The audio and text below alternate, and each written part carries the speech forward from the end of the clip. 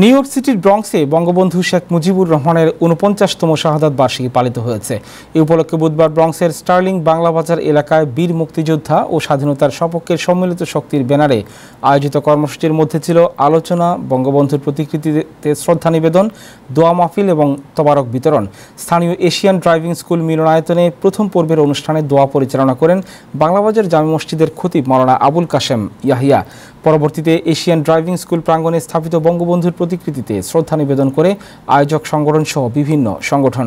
এ সময় শহীদদের স্মরণে দাঁড়িয়ে 1 মিনিট নীরবতা পালন করা হয়। বঙ্গমাতা পরিষদ যুক্তরাষ্ট্রের সাধারণ সম্পাদক সিরাজ উদ্দিন আহমেদ সোহাগের সভাপতিত্বে এবং যুবলীগ নেতা শেখ জামাল হোসেন ও রেজা আবদুল্লাহ স্বপনের পরিচালনায় অনুষ্ঠানে স্বাগত বক্তব্য রাখেন যুক্তরাষ্ট্র আওয়ামী লীগের সাংগঠনিক সম্পাদক আব্দুর রহিম বাদশাহ।